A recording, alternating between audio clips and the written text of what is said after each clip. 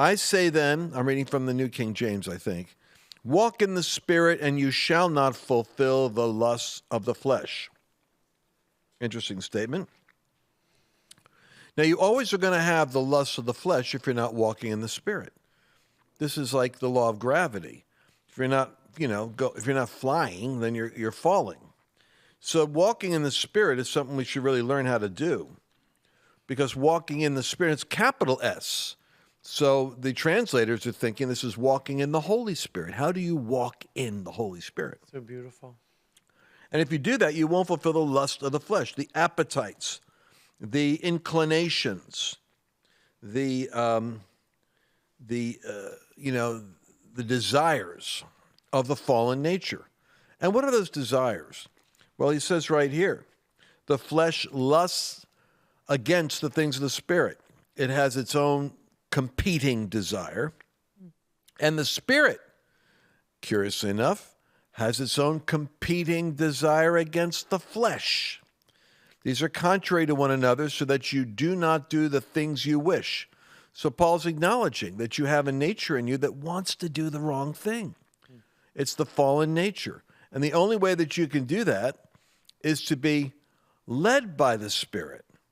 So Paul says, if you're led by the Spirit, you're not under the law. There's so much depth in this, because what Paul's saying is, what you're really wrestling with is the law. And so I won't go there now. Now, the works of the flesh are evident when they're manifest: adultery, fornication, uncleanness, lewdness. And so those are all like the more obvious sins of the senses. Sexual immorality would be the category. But then look at idolatry and sorcery. Sorcery is listed there.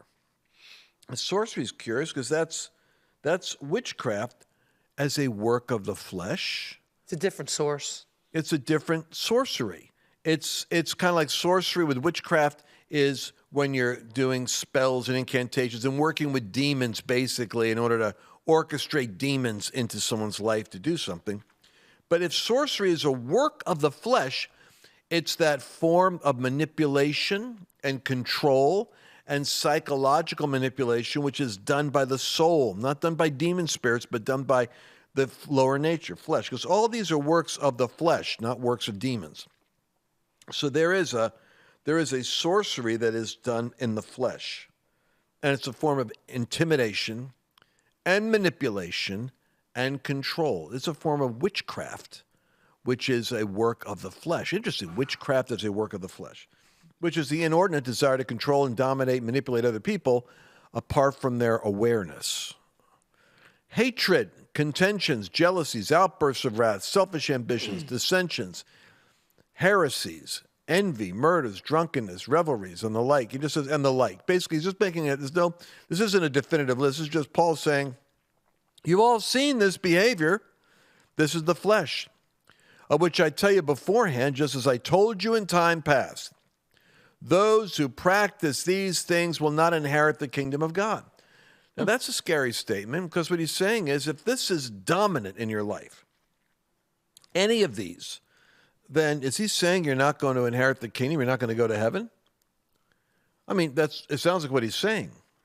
If these things or these works are your everyday, constant experience, then you're not going to inherit the kingdom of heaven.